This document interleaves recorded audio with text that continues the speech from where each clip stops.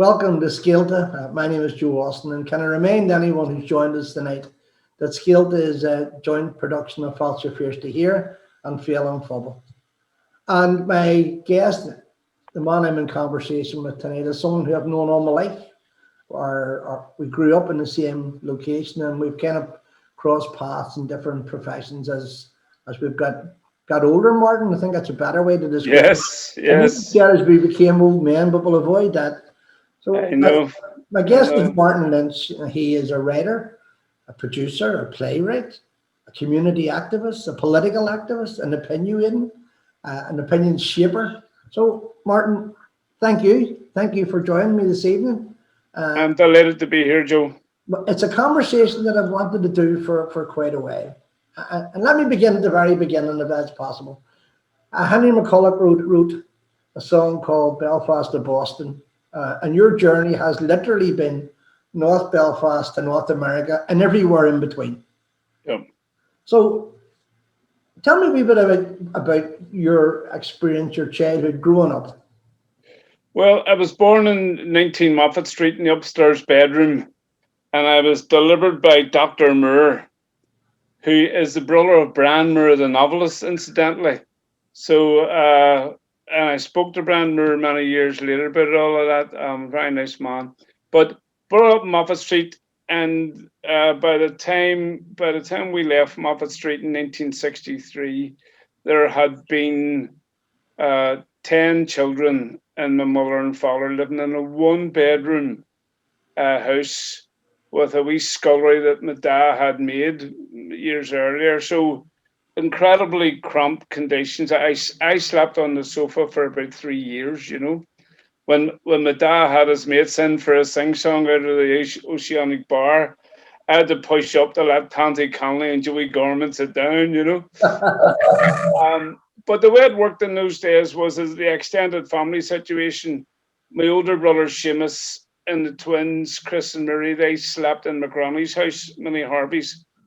And our Anne, the oldest sister, she slept in what we called my Aunt Alice's house, but it was actually my mother's Aunt Alice, Minnie's sister in Henry Street. So they lived with us during the day and then went to sleep there at night and went to work or went to school or whatever it was. And that's how we managed, basically. So that was leaving our own house with maybe just 6 or 7 kids. Can I just get asked if you don't mind? Moffat Streets, and I would know this, Moffat Streets is a very important part, or was a very important part of North Queen Street. An area that seemed to have more than its fair share of characters.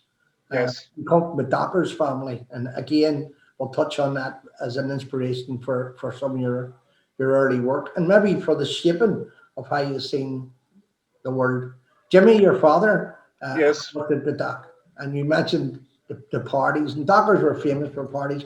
Were you surrounded by these characters that came out of the Dock and kind of invaded into all of our lives?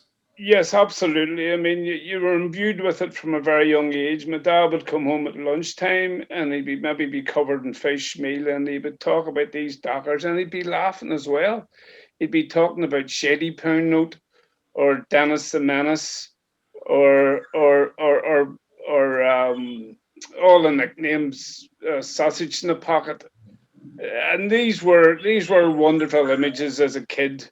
Hearing my dad talking about all these characters, and I wanted to work at the Dock. Okay, my first preference was to be a professional footballer, but I also wanted to work at the Dock, and then some of these men landed in our house for drinking sessions. You know, you might know Monix Fleming from Yes, yeah. Very cool. Monix was one of my dad's good friends at the Dock, and he was often in our house, or Joe McCrudden from Emily Place.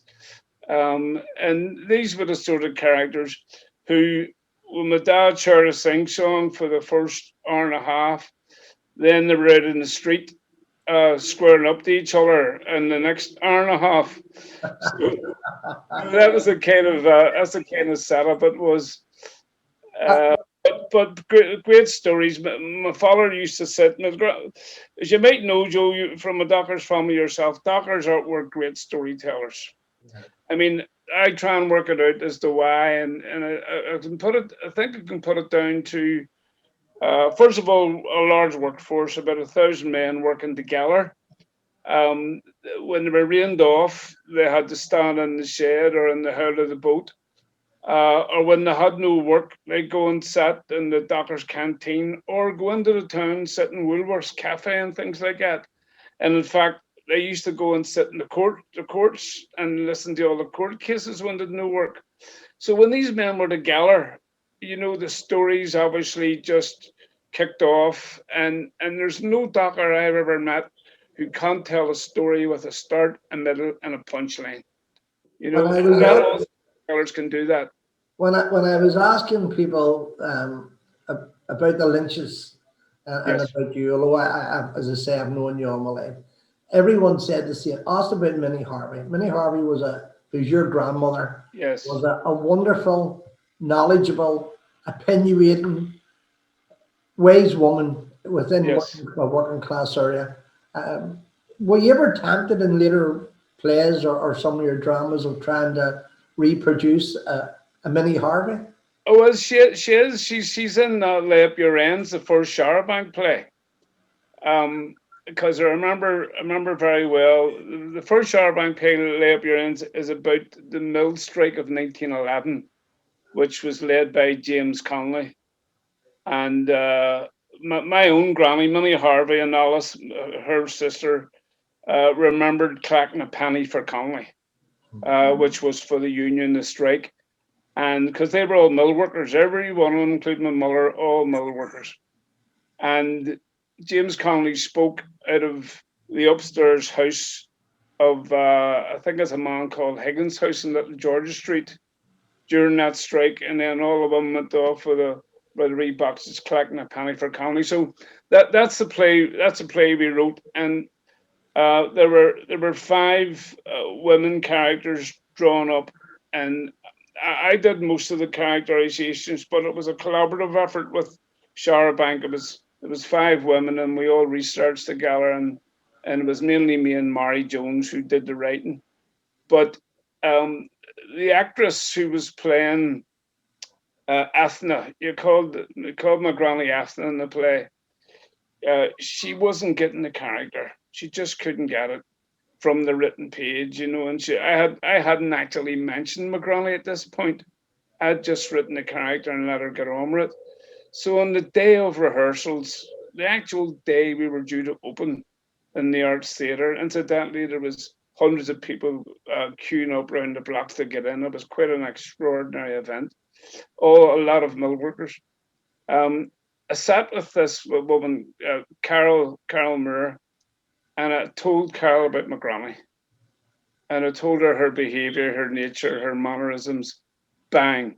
That night she went out and pulled it off, and it was terrific. So, yeah, she's immortalised in Lay Up Your Ends, the first Charabanc play. You talked about your father, Jimmy, and like my own father, and like I suppose doctors of that generations was a character in his own right. What about your mother? How did your mother keep that family together, given those conditions and the size of your house? Well, that's really what it was, Stu. You've just mentioned it. It was my mother who kept it together. If it had been left to my dad, there wouldn't have been much, My dad, let me just say a wee bit about my dad at the start before I talk about my mother. My father was a singer, a storyteller, loved to be in the heart of things in Barney Valerie's pub in the Dock or O'Rourke's or some other places. Siobhan McKenna, the Dublin actress who was actually born in Belfast, she spent an evening in the top bar at Whitla Street when the Lyric used to be in the Grove Theatre. And Jackie Lynch told me that Siobhan McKenna said my dad was more entertaining than Brendan Bain. So that's the sort of man he was. But without drink, a completely quiet man, scholar, reading and writing, and he wrote poetry. And Jimmy Steele used to call and collect the poetry often to be published in the United Irishman in the 1950s. Mm. On the other hand, my mother was the quietest woman in the world. never smoked, smoked her head off. Both of them smoked their heads off. She never drank all her life. She never went out. She never did anything. The occasional charabanc, as the women that people used to do in those days. But all she did was dedicate herself to rearing 12 children. Amazing. Like, I'd like to get my dad and I and slap him about and say, "What were you thinking of 12 kids?" I avoided work like the best of them, you know. Yeah. I want to talk about the move, not only the geographical move, but the psychological move to Turf Lodge. But before I do, you went on to write a play, which I kind of reviewed again last night, The Minstrel Boy. And maybe this is me having known some of your background and grew up in some of your background. The Newsboys Club that you were heavily involved in, and you mentioned that you were a very keen and a very good footballer, I should add. Did it play, what, if any, what kind of shape did it play in your writing or that experience that you need to be a good writer? The Newsboys? Yeah. Yeah, the Newsboys in some ways was pivotal because it was one of the inspirations. Every year we had an annual parents' night, and our parents and that would come down to the Newsboys, and we would all gymnastics performance, minstrel troupe. The Newsboys had famous minstrel troupes. Frank Carson was one of the early members. Louis Small, Brian Austin, who you might know, all famous minstrel singers at the Newsboys, and these were great traditions. But there was also drama sketches, and Big Sammy Maxwell from Little Georgia Street, Tucker Kelly from our street, ones like that, Big Peter McMachen from North Queen Street. They all took part in these drama sketches, and I remember going, "Wow, that's great," because the first thing I ever did was when I was working on the Tomatoes in Guernsey in 1970. I wrote some sketches based on what I had saw or seen in the Newsboys Club. That was the first time I ever did anything. So, sorry, I'm shaking this computer. Oh, you're fine. So the Newsboys to that extent had that impact at the very start, that there was such a thing as drama and pretending to be somebody else, you know. And I never experienced that, or even after that came across it till I was in my mid-20s. Tell me about going to that far off land where you had a bathroom and you had more than one bedroom called Turf Lodge. Well, Joe, you feature in this. Wait a minute. You feature in this because we were due to get, the ones in Moffat Street were due to get the houses in Victoria Barracks, but the Carrickhill ones came across and took them all on us. Absolutely. Including the Austin family. And you had central heating and all, you know. Absolutely. But in 1962, I would say, you would have moved there. Yeah. And so we ended up, tell you a great story about Jerry Fitt. My dad would have known Jerry Fitt very well and did personation agent for him over the years and all that stuff, you know, as a lot of the people from the district did in those days when Fitt fought Doc Ward, you know. And my dad went to him and says, "Jerry, my wife's on the back here to get a house. There's too many of us there, and blah, blah, blah." So he says, Rothcool, get your house in Rothcool, blah, blah, blah. And we were thinking about Rothcool. Then he says, the Vicky Barracks. So, and then that didn't happen. And he says, "Jimmy," my dad was walking along North Queen Street one day, and there's Fitt across the street, coming out of the bookies, of course. Jimmy, got your house. And my dad goes over to him, Jimmy, this is what Fitt was always fast moving. Jimmy, I got your house. Lovely, out the country. Squirrels and rabbits and trees and all, and mountains and all. Dad says, whereas here he was, Turf Lodge. Of course, nobody knew much about Turf Lodge in those days, but that's where we ended up. And you said a few words there earlier, Joe, which strangely are important. The psychological moving from the dock, the Turf Lodge, at the age of 13 broke my life in half, where you were secure down there, you knew everybody, your extended family was there. And then we moved to Ardmona Gardens in Turf Lodge, where incidentally there was also a lot of Carrickhill people, the Kearnses, Mullins. They were all down. That was the noisy end, the bottom end of our street. Rowdy end. The only noisy ones at our end of the street was my dad on Thursday nights. But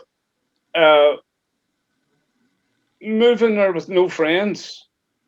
We didn't know anybody in our street. Didn't know anybody. Then the peers had moved up from Little Georgia Street to Mona Parade at the other end of the estate, and that was the only people we knew. And that was quite, you have to be honest, it was devastating.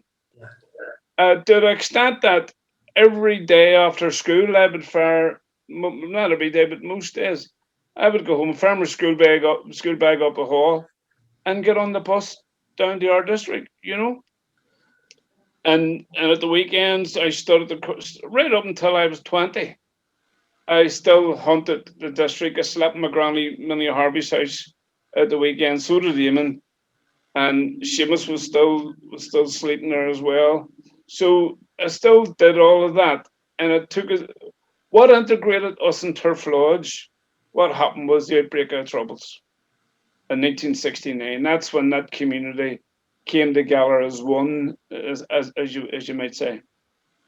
I want to ask you about community theatre, which really maybe was born in Turf Lodge, or the concept was born in Turf Lodge. But just the point you make, Walter Mackin talked about you can't take the man from the bog, and so on and so forth. And it's strange that you mention that about North Queen Street. When I have left there many years, and I suspect you have as well. When I cross Millfield, I'm home.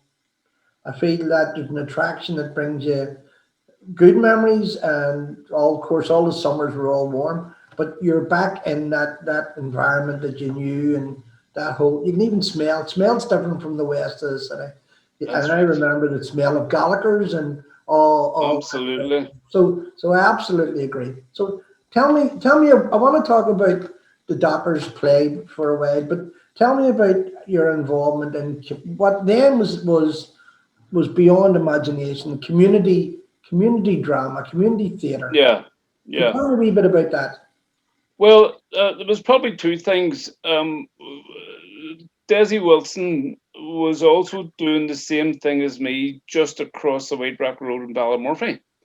And I remember going to see a play before I'd ever written a play in about late 71 or early 72, in the school behind the Henry Taggart Hall, where Desi put on a play about the Troubles, about the soldiers and bin lids and all of that. It was very rough and ratty and amateurs acting in it and all, but again, that had an impact on me. But it wasn't until the official Republicans in Dublin commissioned a very famous, well-known playwright called John Arden and his wife, Margaretta Darcy. She was from Galway. And they both came up through the angry young men period of the Royal Court. She is an actress and he is a writer. He wrote a famous play called Sergeant Musgrave's Dance, which is still done to this day in the National and the Royal Court and places like that. They commissioned him to write a play, and he decided he wanted to write a play about the life of James Connolly. And he came back with a script which was 18 and a half hours long. And a man called Eamon Smullen was the guy responsible for all of this. He was on the head office of official Republicans at that time. And Arden argued, no, I want to do this as 18 and a half hours, get me a venue in the different cities, and I want people to stay and live through James Connolly's life. So it went on in Dublin and Liberty Hall, and then I was working as a full-time organizer for the Republican clubs at that time in Belfast for Billy McMillan on £14 a week, plus my dole, which was £14 a week. And I was told, this play's coming up and you have to organise a venue where it will last for 18 and a half hours. but he also has cut it down to 2-hour excerpts, which you can play around the community centres. So I says, holy Jesus, at that time, like I was 24. I was in the middle of what I thought was a revolution. I was reading ferociously all the Marxist literature, all the Irish literature, you know, a very, very strong reader at that stage, and finding socialism was an incredible charge for me, you know, because up to then I'd grown up in what you would call a Republican family, and socialism seemed to open up and go a number of stages further than mere Irish republicanism, which excited me. But anyway, I was doing that and I got the call. So I went over to Queen's University where there was a Republican club, and we put the 18.5-hour play over there. I never watched it. I said, you know, there's a revolution about to happen, maybe about 3:30 this Saturday. And Billy McMillan wants me to organise a play, you know. And then there was another part of me that was interested in it. So I made sure that Turf Lodge was one of the venues where he put on the 2-hour version. And it blew me away. Yeah. Blew me away. You know, one section I remember was he had 5 professional actors and himself all acting in the play, and Margaret D'Arcy all acting in it, and their son, the 12-year-old son. And there's a point where the rebels at the Land League are chasing a yeoman around. No, the yeoman are chasing the Land League rebels around the west of Ireland. So John Arden and the other actors chased after the showman around the Turf Lodge club. And we had managed to get maybe 100 people, and mostly women and all that. All the men were at the bar, you know, waiting on the darts match starting and not taking any interest. But once they started chasing, this chase went on with a big blunderbuss, and the hall erupted. And everybody was engaged, completely engaged. And loads of other stuff like that and so on. And of course, Connolly's life is very, very interesting. And that really, really moved me. And I decided, well, what happened was then a guy called Desi Murray said, well, you should go up to the Lyric Theatre. There's a play called We Do It for Love by Patrick Galvin. I says, where's the Lyric Theatre? And I'm 24 years of age, didn't know what the Lyric Theatre was.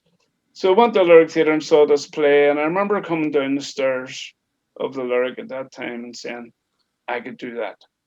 No, like Yasser out of the Black Stuff. I could do that. So I sat up home, I sat up in bed every night for about 6 weeks and wrote a play about the most interesting advent in Belfast history that my dad talked continuously about at night times. Was the 1932 ODR strike. And I wrote a play about it called We Want Work, We Want Bread. And then I set up a group in the Turf Lodge Club and got all my mates and friends and my sisters and all to take part in it. And that was us up and running. It was very popular. And then we wrote another 5 in the next 5 years. I want to just ask you about We Want Work, We Want Bread, We Want Work, and then I want to flip you on, if you don't mind. Yes. About Dockers, because I think in any career there's especially for a playwright, and especially for a working class playwright, there is a bravery involved in it. There is something that is almost like watching your son play his first football match, and it's your production that you're putting out to the most strictest of critics, your friends, and you're saying, what do you think? Yes. If they say it's good, you go, just good. And if it says bad, you want to beat the face of them. But did it give you confidence? Did it kind of did you become addicted to this ability to write and to produce and know all the parts and get the lines right? Was it a sense of, I'm here? You're a professional writer now, so something triggered it off. Well, obviously I wasn't professional then. By the time 76 came around, I was a student at the College of Business Studies trying to do O-levels, 5 O-levels in 1 year, as well as being heavily involved in the official Republican movement, of course. But when we put the play on, people loved it. Yeah. And that could not but give you encouragement that there's something working there. So we went, that encouraged me. So I wrote another one for young people called Is There Life Before Death? Yeah. Based on the slogan written on the White Rock Road, which is there right through it, all the troubles. And again, with the audiences, I didn't have to run around chasing audiences for the second one because people liked the first one and they came of their own volition to a second one. And then and so on to the point where people like the Belfast Festival Queen's asked us to come up with one of the plays. What About Your Marriage or Da Still Working? Great title. It used to be said by a lad in the Turf Lodge Club all the time, and I thought the title was great. So we did that community theatre for 5 years, and we started moving around for other different clubs. And Eamon Simone got us on the Project Art Centre, where Jim Sheridan was the artistic director at the time. And that was all great. And that was all giving me the confidence that I could do this. But there was still no thought of professional writing or anything like that. I was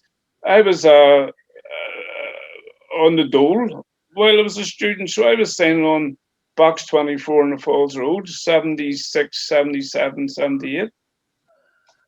I mentioned the Dockers and I've mentioned the play a couple of times, and I read the review in the Irish Times, which if you haven't got printed and on the wall behind you, you should have. And I remember my family, my brothers and that, talking about that there's a play about us.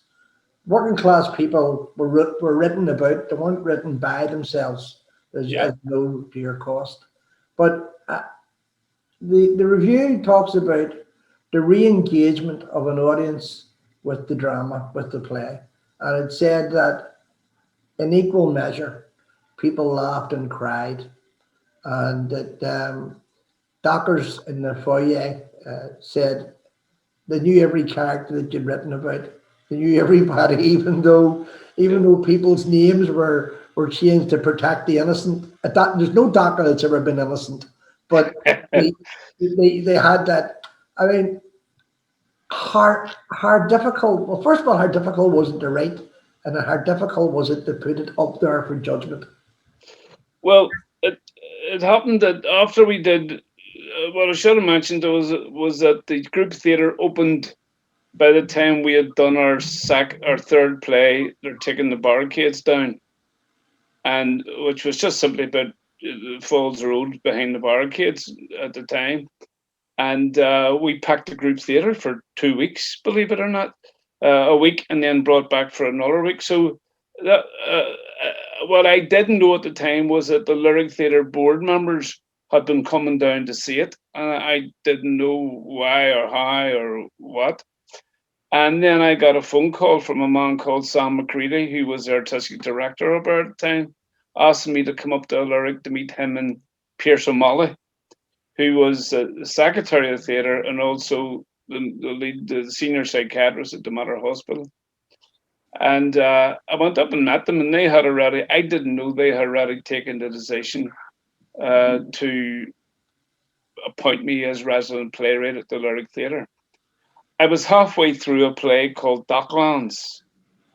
And again, my father had just died that year.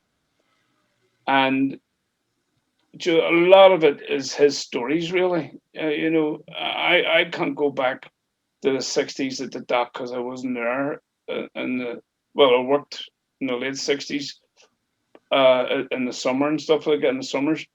But a lot of the stuff in it were his stories. Kipper Lynch was the guy who got kicked down the stairs of St. Mary's Club because he sang the Red Flag at May Day. So there was stories based on truths. Sarah Montague, the Moneylender, was Nellie Boyd, and everybody knew it. And Terry Gibney shouted it up. Oh my God! Don't give him the money, things like that. And that was the first night the Lyric had actually witnessed people shouting up at the stage. Yeah. Since the Lyric had opened, like I'd want to Pierce O'Malley and said I'd like tickets to sell at the dock, the dockers. Oh, he says, I don't know if that's a good idea. He says, we had a play on here over the bridge by Sam Thompson, and we tried to sell tickets for the dockers. I said, no, excuse me, that's shipyard workers. I'm talking about dockers. He didn't even know the difference. And he says it didn't come. I says, well, look, I think I can get the dockers to come. So I'm at the likes of, what do you call your older brother, the union? Jim. Yeah. Like that. And they all took tickets and sold them around the place. So we had about 100 dockers on opening night. Joe, I have never experienced a night like it. And people in the theatre talk about it the same thing. The electricity, the humour, and then the politics of the dock, two trade unions in the one city for the same set of docks, really, you know. That's what the play is about. And, you know, the dockers, of course, didn't know about not smoking in the auditorium or not bringing their drink up into the auditorium. So the secretary, the administrator of the Lyric Theatre, a lovely woman called Winifred Bell, was running around demented. And Martin, could you get your people to stop drinking? And he says, they're not my people. They're but they were shouting up, you know, Terry Gibney at one point, as I said earlier, shouted up, Sarah Montague wouldn't, buckets, the whole play buckets is trying to borrow £2 of Sarah Montague. And £2 in those days, you know, 1961 or two was a lot of money. And after he was knocked back about the fifth time, Terry shouted up with a bit of language, for fuck's sake, Sarah, lend him the money. It's only £2. And the place erupted, you know. So brilliant night, and it sold out. It went on to sell out and was brought back again and sold out, and it's been revived, you know, 4 or 5 times since that by the Lyric. For anybody that hasn't saw it, especially anybody whose grandfather or uncles or whoever belonged to him ever worked at the dock, please go and see it. Please, yeah. wherever it's shown, it is just an insight into that lifestyle that unfortunately is gone at the moment. Yeah. I want to ask you, you've mentioned a few times, and I know when I say this to your credit, that you mentioned Sam Thompson, by the way. Yeah. Sam Thompson, like yourself, never was frightened of controversy and never wrote to please, wrote to inform, in my opinion. Yes. You've never disguised your working class background, and you've never described your socialist politics. Yes. When in those early days when you had got a job in the Lyric, when you're writing, when you're trying to do all that, were they? And you mentioned there the lack of knowledge between a shipyard worker and a docker, just to give you an example. But were they an impediment to success? Did they leave you alone, let you get on with it? Because working class people don't produce plays, and they don't write plays, and they don't direct plays. But you were doing all these things nearly simultaneously. Was that an impediment or a help? No, the Lyric were actually very, very good to me at that time and very good about the work. Kieran McKeown of Peace People fame had become the secretary of the Lyric at that time, and I have to say he was incredibly encouraging to me. But most of all, Sam McCready, the artistic director, was fantastic. Sam had been brought up in a working class community, although you'd never know it by meeting him because Sam was rather theatrical nowadays. But he was brought up in Lower Newton Ards Road. And Sam just says to me, because I was worried, you know, I thought, right, once I go in here with all this politics and the language and so on, you know, it's going to be censored. No, not a bit of it. Sam loved it and he encouraged it, and he switched the name from Docklands to Dockers, incidentally. But no, the one drawback was during rehearsals, Joe, and that was where a lot of the actors were from middle class backgrounds. Some of them, incidentally, from working class backgrounds, but had spent their previous 20 years eradicating who they were, their language, and all the rest of it. So after about a week of hearing the rehearsals, I had a talk with Sam. I said, Sam, can we get the dialogue right? Because these men are saying right, nice, and fine when it should be right, nice, and fine. Yeah. They're using their G's at the end of coming, going, and being. We say come and go and being. These simple things like that. And of course, throughout rehearsals, all like £2, started saying to me, well, why is this all over £2? I says, if you lived in those districts, you're £2. In our district, there was £1 moved around our family during the week. My mom got it on a Monday, my granny had it on a Tuesday, such and such had it on a Wednesday. And that pound was fatal. It was like a mini credit union Yeah. to keep out the economy of our families rolling.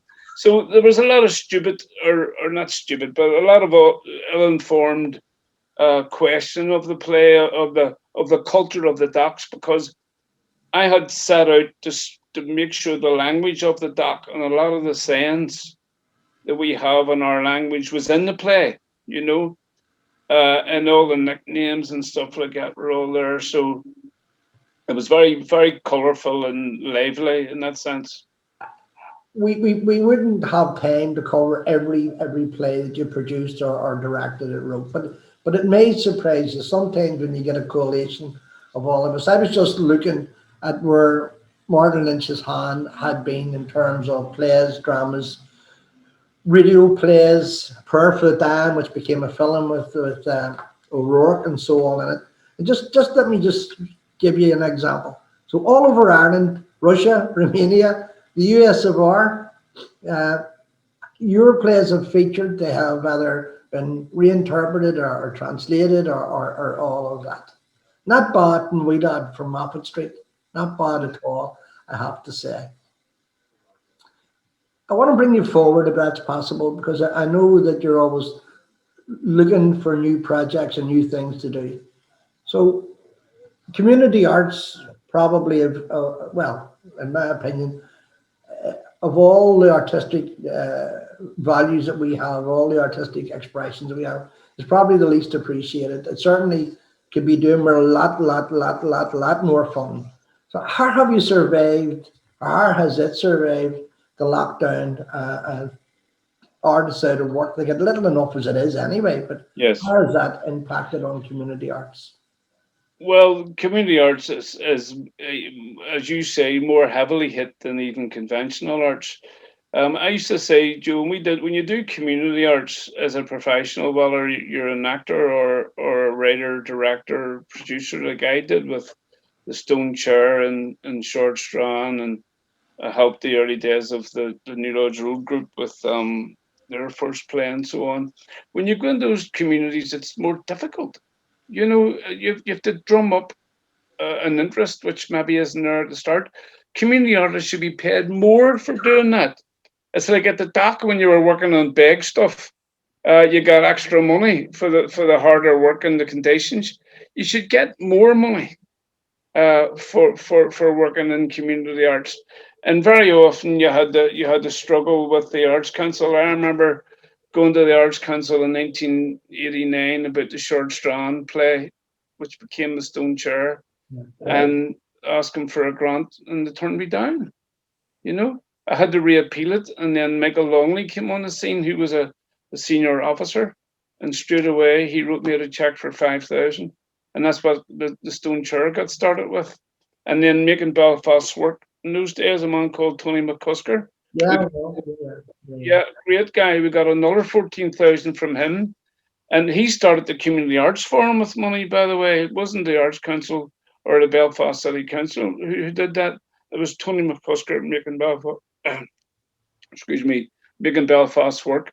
So in the last, we formed CAF, Community Arts Forum, and we created a community arts sector. This is in the 90s, which wasn't there before.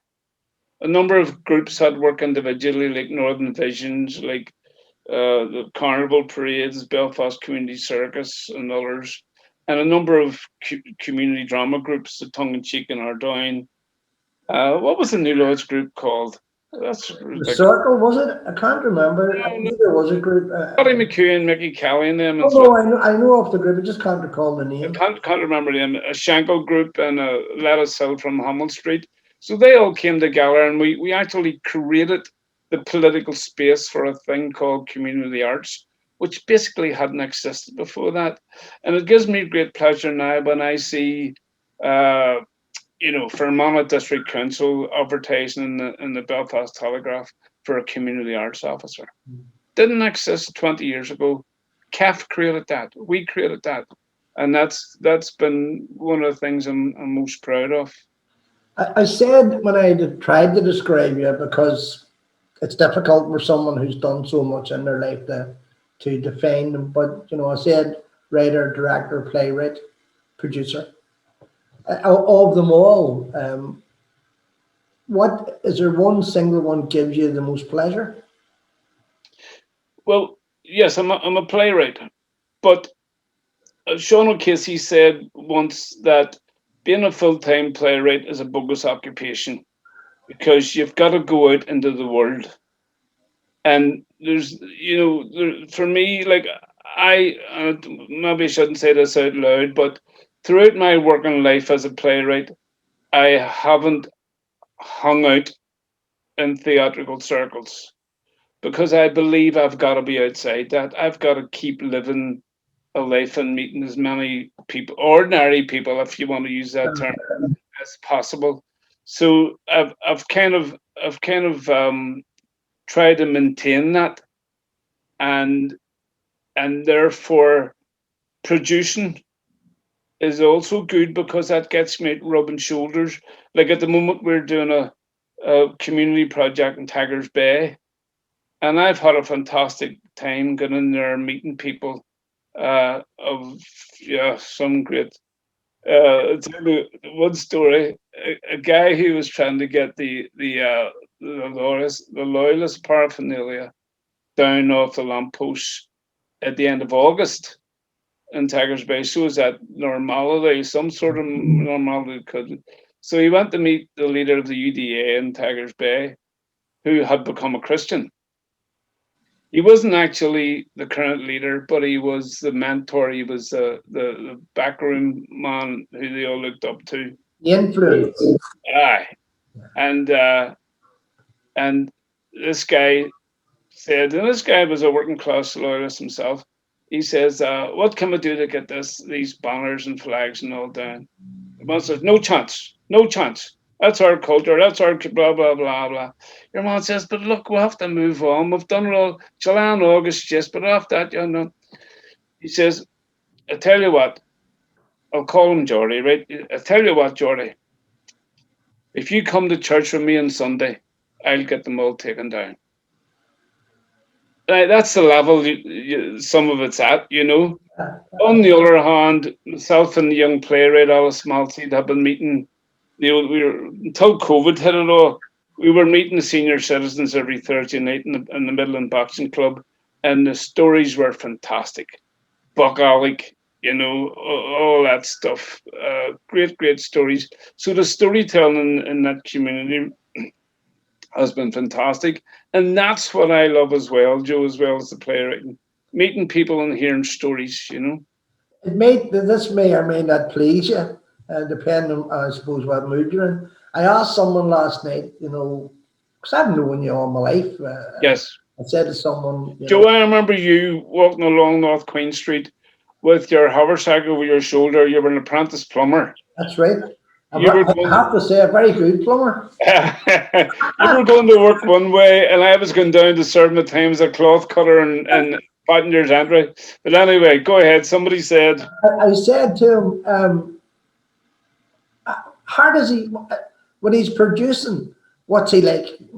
Because it's okay sitting in the comfort of a cafe and philosophizing about it. And they said he knows everything. He's watching one actor here, and then he goes without looking and says, "That's wrong. That isn't what you should be doing." And then to say, when you go home, when you're finished rehearsals and you're going to start tomorrow, you hope he's forgot the criticism the night before, but he starts on it. Yeah, don't do that instead. And is it that intensity that you bring to it? Well, the rehearsals are intense, Joe, and you can't do it any other way.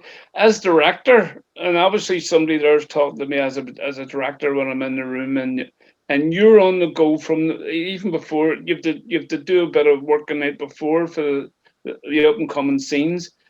So you need to know your groundwork a wee bit, but on the floor, I have to say in the rehearsal room, I'm probably a pain in the arse because I'm a perfectionist. I want it to be exactly as I want it. And I don't like sloppiness or laziness in the rehearsal room. So you've got to be on the ball. You've got to be on the ball. And it's relentless until you get that show up on the opening night. We're almost finished. We've been speaking for an hour. Right. Or you've been speaking for an hour and I've been listening. No, we've both, but and I know, or I'm told you're now a keen gardener. Yeah, from revolutionary to playwright to gardener. There wasn't too many gardens around Moffat Street, but tell me, how did you end up in a gardener of all things? I'm going to tell you the interesting story as quickly as I can. No. In Moffat Street, my dad wanted a garden, but he couldn't get a garden. So he made a window box on the upstairs bedroom with all these beautiful flowers coming out of it. My dad had the only greenery in the whole of North Queen Street, the whole of Barrack Wall. So when he moved to Turf Lodge, he asked specifically for a named house that would give him more garden stuff. And when he got there, he did feck all from the minute he went in till the minute he died. So the month that he died, 1980, I walked into the back garden, and there's our Sinead and Nuala, the two youngest in the house, who were still in the house at the time with my mum, trying to dig the garden out the back, struggling with a spade. And I says, give us that. And I dug it. And between us, we planted some plants, and we came out the front and planted more. And that was me started. So I've created two good gardens. I moved to Belfield Heights around year 1996 or something like that. A big garden just at the bottom of the mountain, and a big bank. And I created a brilliant garden with paths and steps made out of old Belfast materials and all the rest of it. I had a stone from Michael Collins's old house that was burned down by a Black and Tans, built into a wall. I have this sign, Academy Street, built into the wall up there. Very good. And so on and so on. And then since I've moved up to the Glens of Gormley in the last 15, 16 years. I'm up near the O'Neill Road, and I've done the back garden and have everything that I could possibly have up and round and down till I'd nowhere else to go. So I had a lawn out the front here, big lawn. So I just built a natural stone series of beds, large beds, and a pergola, and it's looking fantastic. We're at a time, and that noise that you heard in the background is someone coming in to say the two of you better stop talking. Just in one lane, just one lane before we both get through it. Looking back on those 50 plus years, have you enjoyed it? Yes, I have for the most part. Yeah, absolutely. But like everybody else, Joe, there's ups and downs. But yeah, I've had the roller coaster. Had great times. Well, Martin, let me just thank you. We haven't had enough time. Maybe we'll come back and we'll do a bit of talking about some of the other plays which we haven't mentioned. Chronicles of Plough and Kesh. Martin Muller said it took a nail sticky to write the best play about Long Kesh. Listen, for being my guest, thank you. Thank you, Joe. It's been great. And it's great to be talking to an old neighbour. Thank you.